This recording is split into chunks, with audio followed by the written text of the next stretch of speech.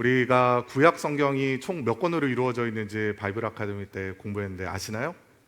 예, 39권으로 이루어져 있죠. 39권 총 929장으로 그렇게 구성이 되어 있습니다.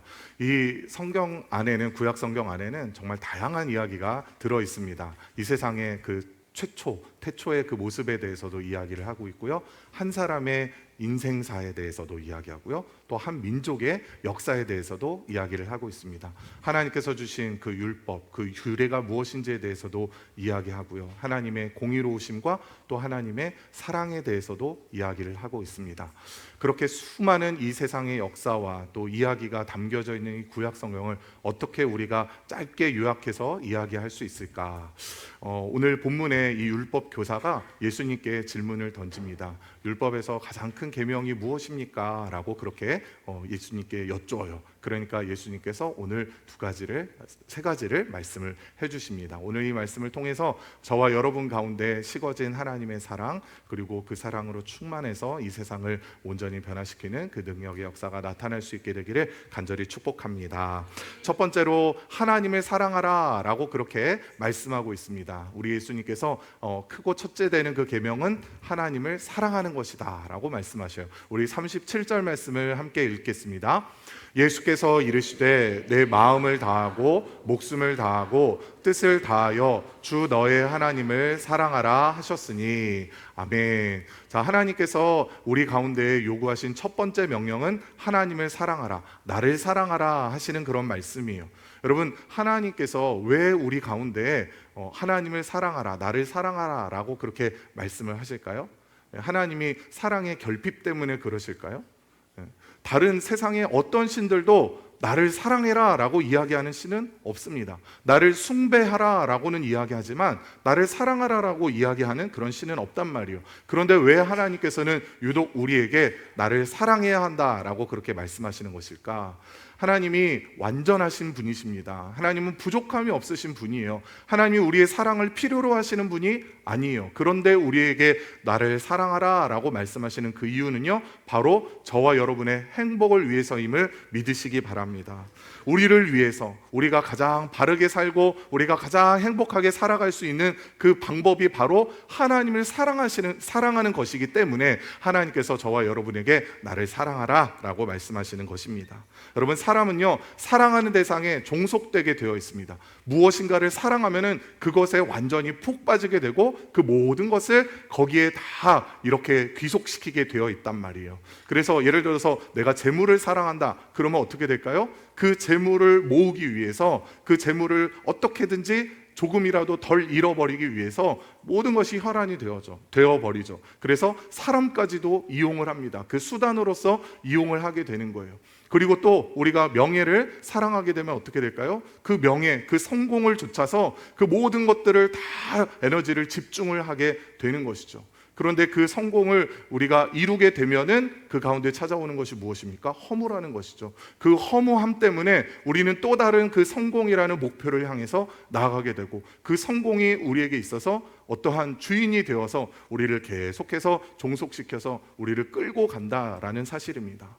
또 이 세상의 그 쾌락을 사랑하게 되면 어떨까요? 그 쾌락도 굉장히 마약과 같은 것이죠. 그래서 조금의 그 이전에 누렸던 그 쾌감으로는 내 마음의 성에 차지를 않는 거죠. 그러니까 그보다 조금 더 그런 그 자극적인 것들을 추구하게 되고 그러다가 결국은 우리의 인생 전체가 파멸에 이르게 되는 것입니다. 그러니까 결국 이 세상에 있는 우리가 것들을 사랑하게 되면은 그것들은 결국 우리를 종속시키고 우리를 종으로 만들어서 우리를 파멸로 이끈다라는 사실이에요. 하나님께서 너희가 나를 사랑해야 된다라고 말씀하시는 그 이유는 뭐냐? 바로 우리가 이 세상에 있는 것들에 종속되어서 끌려다니지 않게 하시기 위함이에요. 우리가 죄로 파멸에 속해서 살아가지 않도록 하시기 위해서 너희는 나를 사랑해라 라고 말씀하셨어요. 하나님이 세상을 천지를 창조하셨을 때 하나님이 우리 가운데 하나님의 형상을 심어주셨죠. 그래서 우리는 하나님과 서로 교통하며 하나님을 사랑하고 하나님도 우리를 사랑하시는 그 사랑을 느끼며 살아가게 하셨습니다. 그런데 죄가 이 세상에 들어오게 되면서 이 세상의 모든 사람들이 사랑하지 않아야 할 다른 대상을 사랑하게 되었단 말이에요.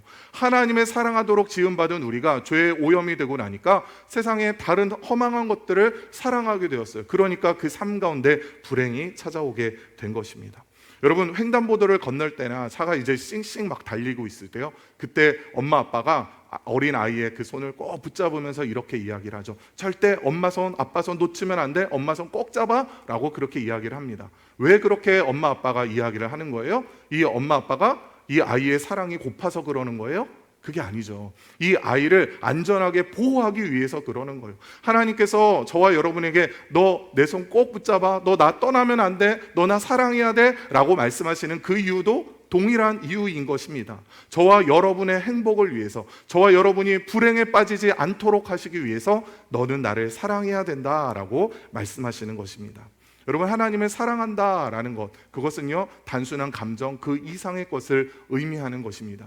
요한복음 14장 15절 말씀에 보니까 예수님께서 이렇게 말씀하세요. 너희가 나를 사랑하면 나의 계명을 지키리라 라고 그렇게 말씀하십니다. 누군가를 사랑하면은 그것에 종속된다라고 말씀드렸죠.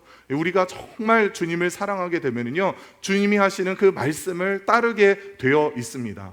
그 말씀이 나에게 조금 부담이 된다 할지라도 하나님이 원하시기 때문에 저는 그 말씀에 순종하겠습니다 라고 그렇게 고백하고 따르게 되는 것이죠. 하나님을 사랑하는 사람은요, 예배가 의무가 아니라 기쁨이 됩니다. 사모함이 됩니다. 이 예배 자리에 나오는 그 시간이 너무너무 기다려지고 또 하나님을 예배하는 이 시간이 너무나 행복한 것이죠. 하나님의 말씀을 들을 때 그 말씀이 나에게 짐으로 다가오는 것이 아니라 힘이 되고 소망이 되고 용기가 되고 치유가 되고 회복이 되는 것입니다. 바라기는 저와 여러분이 하나님을 정말 사랑할 수 있기를 축복합니다. 여러분, 우리의 인생이 불행해지는 이유가 무엇인가? 하나님이 우리를 사랑하시지 않아서 우리가 불행한 게 아니에요. 우리가 하나님 아닌 다른 것들을 사랑하기 때문에 우리의 삶 가운데 불행이 찾아오는 것입니다. 우리는 하나님을 사랑하도록 지음받은 존재인데 하나님 아닌 다른 것들을 사랑하게 되니까 우리의 삶 가운데 불행이 찾아오게 되는 거예요. 물질을 사랑하고 명예를 사랑하고 자녀들을 하나님보다 더 사랑하고 그렇게 살다 보니까 그 세상의 어떠한 그 추구하는 대상으로부터 배신을 당하게 되는 거죠. 그리고 거기에서 상처를 받고 또 불행을 경험하게 되는 것입니다. 우리가 하나님을 사랑할 때, 특별히 오늘 주신 이 37절의 말씀대로 마음을 다하고 목숨을 다하고 힘을 다하고 뜻을 다해서 주님을 사랑할 때, 그때 우리의 삶 가운데 진정한 행복이 찾아옴을 기억하시기를 바랍니다. 누군가를 사랑해 보셨어요? 여러분, 누군가를 사랑해 보셨어요? 네, 누군가를 사랑하면 어떤가요? 세상이 너무 아름다워요. 그렇죠? 누군가를 사랑하면은 그렇게 세상이 아름다울 수가 없어요. 사랑을 안 해보셨구나. 그 사람을 사랑하게 되면은요, 세상에 수많은 그 장애물들이 더 이상 장애물이 되지 않습니다. 우리가 하나님을 사랑하는 것도 마찬가지예요. 하나님을 정말 사랑하면은요, 사랑한다고 해가지고 어려움이 없는 거는 아니에요. 고난이 찾아와요. 재정적인 어려움도 있고요. 또 때로는 자존심이 상할 때도 있고, 또 건강을 잃어버릴 때도 있습니다. 가정의 불화가 찾아올 때도 있습니다. 그러나 그 모든 것이 우리에게 있어서 더 이상 장애물이 되지 않는 거예요. 하나님을 정말 사랑하면은 이렇게 고백하게 됩니다. 주님, 괜찮습니다. 주님, 그래도 감사합니다. 저는 이겨낼 수 있습니다 라고 고백하게 되는 거예요. 제가 좋아하는 찬양 중에 하나가 그 사랑이 있기 때문에 라는 찬양이에요. 그 사랑이 있기 때문에 나는 괜찮아요, 견딜 수 있어요. 그 사랑이 있기 때문에 나는 외롭지 않아요 라는 그런 그 가사의 내용이에요. 정말 그래요. 하나님을 정말 사랑하면은요, 내가 지금 내 상황은 너무나 공고한데, 너무나 힘들고 버거운데 그 안에서 하나님 저 괜찮아요, 하나님이 계셔서 저는 행복해요, 하나님 감사합니다 라고 그렇게 고백하게 되는 것이죠. 저 여러분이 하나님을 정말 사랑하기를 원합니다. 그래서 그 어떠한 시험 가운데서도, 그 어떠한 고난 가운데서도 낙심하지 않고 하나님 저는 괜찮습니다 라고 그렇게 고백할 수 있기를 바랍니다. 두 번째로 우리 주님께서 그 하나님께서 주신 대계명에 대해서 말씀하십니다. 그것은 바로 너 자신을 사랑해라 라는 그런 계명입니다. 다 함께 우리 39절 말씀을 읽어보겠습니다. 둘째도 그와 같으니 내 이웃을 내 자신같이 사랑하라 하셨으니. 아멘. 39절을 대하면서 우리는 자주 이것은 이웃사랑에 대한 계명이다라고 그렇게 받아들이는데요, 그 이면에 우리 자신을 먼저 사랑하는 그것이 담겨져 있다는 것을 우리는 결코 간과해서는 안 됩니다. 이웃을 사랑하라 할 때 거기에 수식어구가 하나가 붙었는데 그게 뭐예요? 내 자신같이 사랑하라 라는 거예요. 내 자신같이 사랑하라 라는 것은 무슨 말이에요? 너 자신을 사랑하는 것이 우선이다 라고 말씀하시는 거예요. 우리가 다른 이웃을 사랑하기 이전에 우리는 누구를 먼저 사랑해야 되는 거예요? 나 자신을 사랑해야 하는 것입니다. 여러분, 저와 여러분이 우리 자신을 사랑한다라는 것 다 사랑하고 있는데요, 대부분은 그렇게 말씀하실 텐데요, 여기서 이 사랑은요 이기적인 사랑을 가리키는 게 아니에요. 나만 생각하는 그러한 그 편협한 사랑을 가리키는 것이 아니라는 거예요. 이 사랑이 자기 연민에 빠진 그 그릇된 사랑이 아니라는 것입니다. 그러면은 여기서 그 사랑하라는 그 사랑은 어떤 사랑이냐? 바로 하나님이 바라보고 계시는 그 시선으로 나 자신을 바라보는 거예요. 하나님이 나를 사랑하시는 그 사랑으로 나 자신을 사랑하는 거예요. 그게 바로 하나님께서 말씀하시는 너 자신을 사랑해라 라는 그런 명령이라는 사실입니다. 저 여러분을 향한 하나님의 사랑, 그러면 그 사랑이 어떤 사랑인지에 대해서 함께 생각해 봐야겠죠. 저는 세 가지로 말씀드리고 싶습니다. 먼저 첫 번째, 하나님의 저와 여러분을 향한 사랑은요 무조건적인 사랑입니다. 어떤 사랑이요? 무조건적인 사랑. 이 세상의 모든 사랑은 사실 조건적이에요.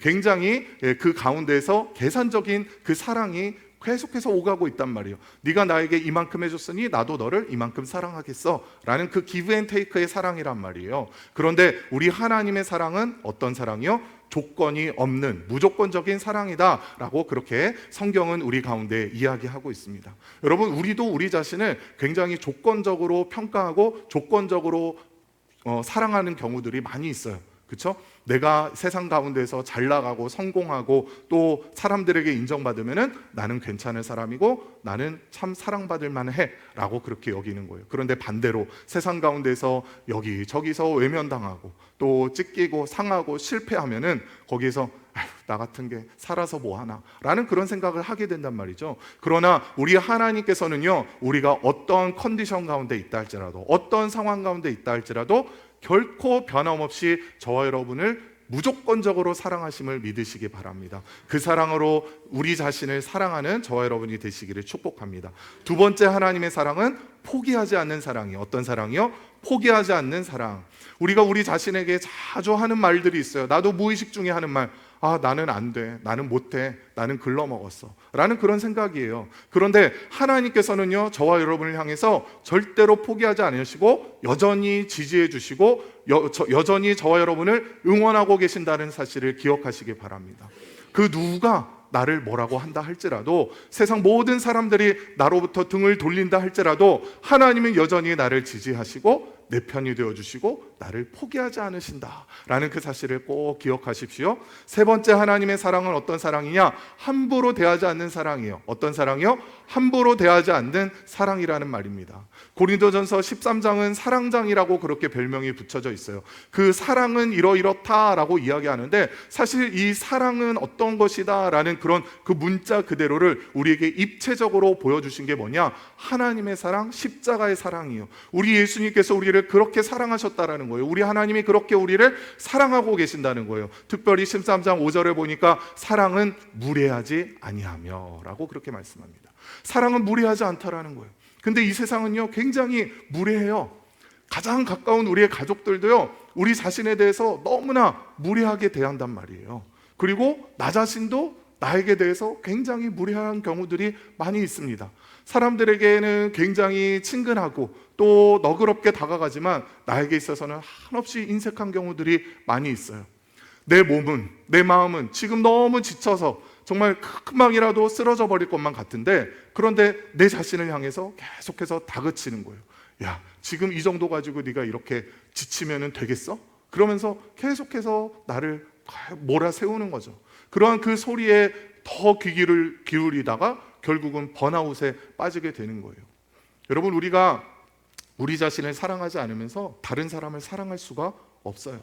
우리가 우리 자신을 사랑하는 만큼 다른 사람을 사랑할 수 있어요. 간혹 이렇게 보면은 정말 열심히 교회를 위해서 헌신하는 분들이 계세요. 그런 분들 보면은 참 너무너무 대단하다, 귀하다라는 그런 생각이 들어요. 그런데 그렇게 열심히 헌신하던 분들이 오늘날 갑자기 보이지를 않는 거예요. 잠수를 타시는 거예요. 왜 그럴까? 가만히 보니까 나 자신을 돌보지를 않고 그냥 온종일 교회를 위해서 헌신하고 자신의 그 가정을 위해서 헌신하다가 나 자신을 잃어버린 거예요. 번아웃이 찾아온 거예요. 그러니까 다 지쳐가지고 쓰러져서 나 이제 더 이상 못하겠어 하고 그냥 포기해버리는 거예요. 여러분, 나 자신을 사랑하지 않고 다른 사람을 사랑하고 나 자신을 돌보지 않으면서 다른 대상을 돌보다가 우리가 나가 떨어지게 되어 있어요. 그렇기 때문에 먼저 선행되어져야 하는 것이 뭐라고요? 바로 나 자신을 돌보고 나 자신을 사랑하는 것이라는 거죠. 우리가 나 자신을 사랑하지 않으면요, 내가 나 자신을 용납하는 만큼밖에 다른 사람을 용납하지 못합니다. 그러나 내가 정말 하나님의 사랑으로 그렇게 나 자신을 사랑하면은 다른 사람들에 대해서도 한없이 너그럽고 관대해질 수 있는 거예요. 저를 향한, 나 자신을 향한 그 사랑이 요만한 그냥 간장 종제 같은 그런 사랑이 아니라 큰 바다와 같은 사랑이 되기를 간절히 축복합니다.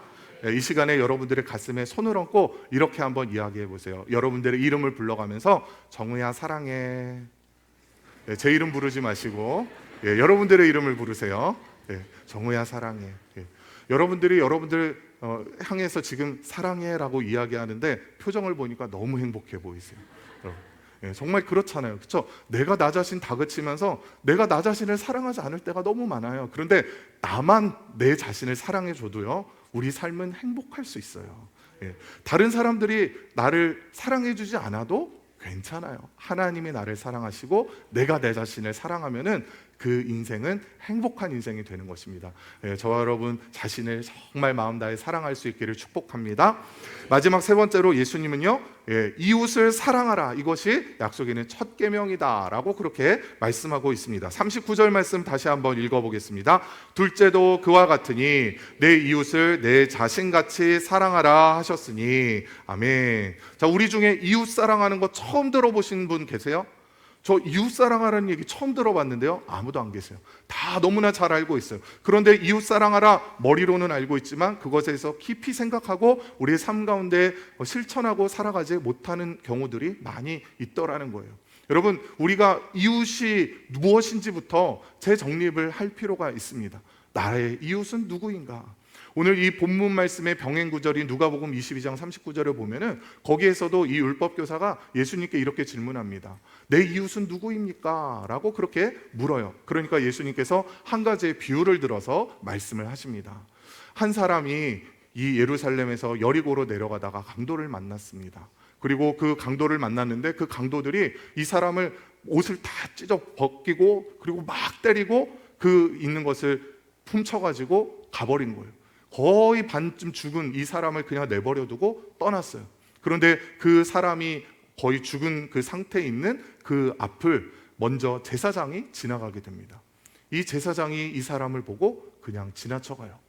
또 그 다음에는 레위인이 또 이 사람을 보고 지나쳐갑니다. 마지막 세 번째로 사마리아인이 이 사람을 보고 그 사람에 대한 긍휼히 여기는 마음, 불쌍히 여기는 마음을 갖게 됩니다. 그리고 자신이 가지고 있던 포도주와 그 기름을 이 사람의 상처 부위에 싸매어주고, 그리고 자신이 타고 왔던 그 짐승에 이 사람을 태워서 주막으로 데리고 가는 거예요. 그리고 거기에서 밤새도록 돌보고 그 다음날 아침이 되었을 때 그 주막 주인에게 이야기합니다. 제가 이 2데나리온 드릴 테니 이 사람 좀 잘 돌봐주십시오. 제가 떠났다가 다시 돌아올 때 혹시라도 더 돈이 들거든 제가 그것까지도 다 지불하겠습니다 라고 이야기를 한 거예요. 예수님께서 이제 이 율법 교사에게 물으십니다. 자, 이 세 사람 가운데서 누가 강도 만난 자의 이웃이 되겠느냐? 여러분, 누가 강도 만난 자의 이웃이에요? 세 번째, 사마리아인이죠. 그리고 예수님께서 이렇게 말씀하세요. 너희도 이와 같이 하라. 우리 주변에는 가난하고 헐벗고 굶주리고 상처받은 영혼들이 많이 있습니다. 물론 우리나라가 너무나 살기 좋아지면서 그렇게 실제로 깻잎을 거르는 사람들은 거의 없어요. 복지도 너무 잘 되어 있고, 그 사각지대에 있는 분들은 어려움이 있지만 그래도 많은 분들이 끼니 굶으면서 사실 정도는 아니란 말이에요. 그런데 내면으로 보면은요, 그 심적으로 바라보면은 정말 굶주리고 헐벗고 외로움 가운데 있는 사람들이 많이 있어요. 풍요 속에 빈곤이라고 이야기를 하죠. 군중 속에 고독이라고 이야기를 하죠. 그런 일들이 우리 주변에서 비일비재하게 일어나고 있다라는 것입니다. 우리 주님께서는요, 그들을 향해서 사랑을 베풀어라 라고 말씀하세요. 우리의 이웃은 내가 가까이 지내는 그 사람뿐만이 아니라 우리의 도움을 필요로 하는 그 사람이다라는 것을 우리 예수님께서 말씀하고 계시는 것입니다. 여러분, 우리 작년 3월에 한국 리서치라는 그 조사 기관에서 한 조사를 했어요. 전국의 만 18세 이상의 남녀를 대상으로, 남녀 1000명을 대상으로 조사를 합니다. 그래서 뭐 챗GPT나 제미나이와 같은 그런 그 AI에게 상담을 해본 경험이 있느냐라고 그렇게 물었어요. 그러니까 11%가 그 경험이 있다라고 그렇게 대답을 했습니다. 근데 그와 같은 비슷한 또 질문이 있었는데, 상담사에게 직접 상담을 받아본 경험이 있느냐라는 그 질문에 대해서는 16%가 그렇다라고 그렇게 대답을 했다고요. 그러니까 상담사에게 상담을 받을 만큼의 그 버금가는 사람들이 전혀 인격도 없는 AI에게 상담을 받고 위로를 받고 또 그 공허함을 해결받고 싶어 했다라는 거예요. 더 기가 막힌 것은요, 젊은 세대에게서 더 두드러지게 이런 현상이 나타난다라는 사실입니다. 채용 플랫폼인 진학사 이 캐치라는 그런 플랫폼에서 이제 Z세대들을 대상으로 해서, Z세대라고 하면은 10대 후반에서 20대 초반의 대상들을 이야기하는 건데요, 그들을 대상으로 해서 똑같은 질문을 던졌어요. 이 젊은 세대들에게 AI에게 상담을 해본 적이 있느냐, 너의 그 어려운 그 마음들을 이야기해 본 적이 있느냐라는 그 질문을 던졌는데 무려 73%가 그렇다라고 그렇게 대답을 했어요. 여러분, 굉장히 놀라운 사실 아닙니까? 우리가 겉으로 볼 때에는 너무나 부유해졌어요. 부강해졌어요. 그런데 그 내면은 굉장히 역설적이게도 점점 더 곤고해져 가고 있다라는 거예요. 마음이 피폐해져 가고 있어요. 여러 가지 상처에 사로잡혀 있어요. 그래서 사람들이 쉽게 분노하잖아요. 그런 분노 공화국을 살아가고 있는 게 바로 오늘날 저와 여러분의 인생이란 말이죠. 하나님께서 그들에게 나아가서 사랑을 전해라, 그 사랑을 실천해라 라고 그렇게 말씀하고 계시는 것입니다. 그 대상이 누구일까? 어쩌면 우리의 가족일 수 있어요. 내가 그냥 무심코 지나치는 나의 배우자일 수도 있고, 나의 자녀일 수도 있고, 형제자매 부모님일 수도 있습니다. 내가 친하게 가깝게 지내는 그 사람일 수도 있고요, 내 옆집에 사는 그런 이웃 사촌일 수도 있습니다. 그냥 무심코 지나쳐가는 청년일 수도 있고요, 아저씨, 아줌마일 수도 있습니다. 그들에게 우리가 그 하나님의 사랑을 전해야 된다라는 사실이에요. 어떻게 우리가 전할 수 있을까요? 그들에게 따뜻한 빵 한 개, 차 한 잔 그렇게 대접하는 거예요. 그리고 따뜻한 말 한마디, 아유 오늘 참 얼굴이 밝아 보이시네요 라고 그렇게 이야기하는 거예요. 그렇게 이야기할 때 그 사람이 그 척박한 삶 가운데에서 조금이라도 위로를 얻고 용기를 얻고 또 하나님의 사랑을 경험할 수 있게 되는 것이죠. 여러분, 지금 제가 이 말씀 드릴 때 여러분들 가운데 떠오르는 그 이웃이 있을 거예요. 나의 도움이 필요한 사람, 내가 도와줘야 할 그 사람을 하나님께서 떠올리실 겁니다. 여러분, 그 분에게 이번 한 주간 하나님의 사랑을 잘 전하시기를 축복합니다. 그분이 저와 여러분을 통해서 하나님의 살아계심을 경험하고, 그래도 이 세상에 소망이 있구나, 내가 더 열심히 살아야겠다 용기를 얻게 될 줄로 믿습니다. 여러분, 그런데 이웃사랑에 대한 가장 최고의 표현이 있어요. 그게 뭐냐? 바로 예수님을 전하는 거예요. 어떤 거라고요? 예수님을 전하는 것입니다. 그 영혼을 교회로 인도하는 거예요. 예수님을 믿고 있는 사람이라면 주님께로 더 가까이 나올 수 있도록 그렇게 권면하는 것, 그게 우리가 표현할 수 있는 이웃사랑의 최고의 표현이라는 사실을 기억하십시오. 여러분, 생각해 보세요. 이웃집에 큰 불이 났어요. 그런데 그 큰 불이 난 줄도 모르고 그 집안에서 사람이 자고 있어요. 이웃집에 그 큰 불이 났을 때 어떻게 하시겠습니까? 거기에다가 그냥 빵과 우유 하나 놓고 오시겠습니까? 안 그렇죠. 문을 두드리면서 불이야 불이야 문 여세요 문 여세요. 그 창문을 깨뜨려서라도 그 집 안으로 부수고 들어가서 그 사람을 끄집어내는 것, 그것이 진정한 사랑 아니겠습니까? 우리가 겉으로 보기에는 잘 사는 것 같고 풍요로워 보이고 부족함이 없어 보이지만 수많은 사람들이 영적으로 공고한 가운데서, 가난한 가운데서, 궁핍한 가운데서 살아가고 있단 말이에요. 죄악에 허덕이면서 점점 그 죄악의 구렁텅이에 깊이 빠져들어가고 있단 말이에요. 그 영혼에게 우리가 그냥 힘내세요, 위로의 그 말 한마디 하는 것, 그걸로 족하겠냔 말이죠. 우리가 그들에게 예수님을 전해야 될 줄로 믿습니다. 우리가 전도하면은 너무나 부담스럽게 생각해요. 왜 그럴까요?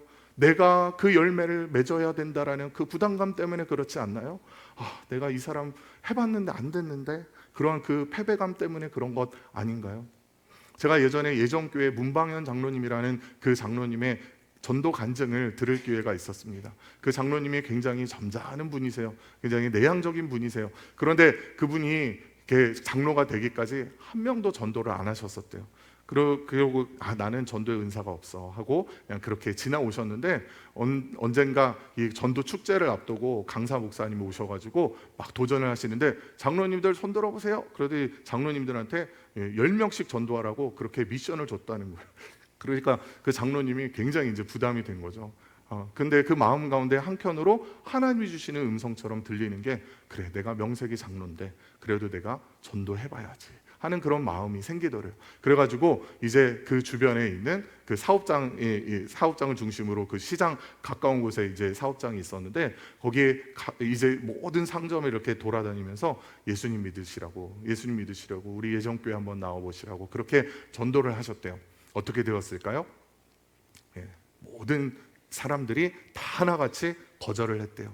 그런데 포기하고 싶었지만 포기하지 않고 또다시 가서 매일같이 찾아가서 교회 한번 나와보세요. 예수 믿으면 행복해집니다. 그렇게 이야기를 한 거예요. 그 결과가 어떻게 되었을까요? 무려 이 장로님이 600명이 넘는 분을 전도를 하셨대요. 그러면서 그분이 결론과 같이 하시는 말씀이 뭐냐면요, 전도는 거절의 열매입니다 라는 말씀이었어요. 제가 숱하게 거절을 당했습니다. 수도 없는 거절을 당했고 수도 없이 모멸찬 그런 그 대우도 받았습니다. 그런데 포기하지 않고 복음을 전했더니 하나님께서 그 영혼을 구원하시더라고요. 여러분, 전도는 거절의 열매입니다. 그러니까 포기하지 마십시오. 거절당했다고 낙심하지 마십시오 라는 그 말씀을 해주시는 그 이야기를 들으면서 굉장히 도전을 받았어요. 저도 굉장히 샤이한 사람이거든요. 부끄러움이 많은 사람이고 내향적이에요. 먼저 다가가가지고 누구한테 뭔가를 이야기하는 게 힘든 사람인데, 그래, 저분도 나랑 비슷한 사람인데, 그런데 저분을 통해서 하나님이 일하셨는데 왜 나를 통해서 하나님이 일 못하시겠어? 라는 그러한 그 용기가 생기게 되더라고요. 우리가 요즘에 영성의 샘을 가지고 이렇게 새벽 예배 말씀 나누잖아요. 그 가운데 본문 하나가 출애굽기예요. 출애굽기의 열재앙 이야기를 계속해서 나누고 있어요. 여러분, 하나님께서 모세를 택하시죠. 그래서 모세를 부르셔서 너 바로 왕에게 가가지고 이야기해라. 내 백성을 내보내라. 저곳에 가가지고 내가 하나님을 섬길 것이다 라고 그 이야기를 하라고 전했어요. 근데 바로에게 가가지고 이야기를 하니까 바로가 어떻게 해요? 안 돼 라고 그렇게 거절을 하죠. 그런데 하나님이 또다시 그렇게 몇 번이요? 10번을 모세에게 똑같은 말을 전하라고 말씀하시는 거예요. 다른 이야기도 아니에요. 똑같이 내 백성을 내보내라, 내 백성을 내보내라, 그 말을 전하라고 하시는 거예요. 여러분, 5번, 6번, 7번, 8번 이야기를 해도 바로가 꿈쩍도 안 하는 거예요. 그 가운데서 제가 모세였다면 하나님, 저 이제 더 이상 못하겠어요. 저는 은사가 없는 것 같아요. 다른 사람 시키세요. 이 이스라엘 백성을 인도하시거나 말거나 저는 안 되겠습니다. 그렇게 이야기할 것 같아요. 그런데 모세가 어떻게 해요? 하나님 말씀대로 전하라 하신 그 말씀 그대로를 전한 거예요. 그러니까 어떻게 되었어요? 마지막 10번째에 비로소 그 바로의 마음이 녹게 되고, 그리고 이스라엘 백성들을 놓아주게 된 거예요. 여러분, 우리가 포기하지 않으면 됩니다. 전도 얼마나 하면서 거절을 많이 당하셨어요? 거절 많이 당하셨죠, 그죠? 계속해서 거절 당하십시오. 그런데 거절을 당하는 걸로 결코 끝나지 않습니다. 하나님이 저와 여러분에게 왜 그 영혼을 붙여주셨겠어요? 왜 그 영혼이 하필이면 나의 가족이겠어요? 하나님이 나를 통해 그 영혼을 구원하시려고 나에게 붙여주신 줄 믿으시기 바랍니다. 포기하지 않고 끝까지 선을 행하면 반드시 그 영혼이 우리를 통해서 예수님을 만나게 되고 진정한 사랑을 경험하고 행복을 누리게 될 것입니다. 그와 같은 그 은혜가 저와 여러분을 통해서 저와 여러분 삶의 모든 그 구석구석 가운데 충만하게 임하게 되기를 간절히 축복합니다. 아멘.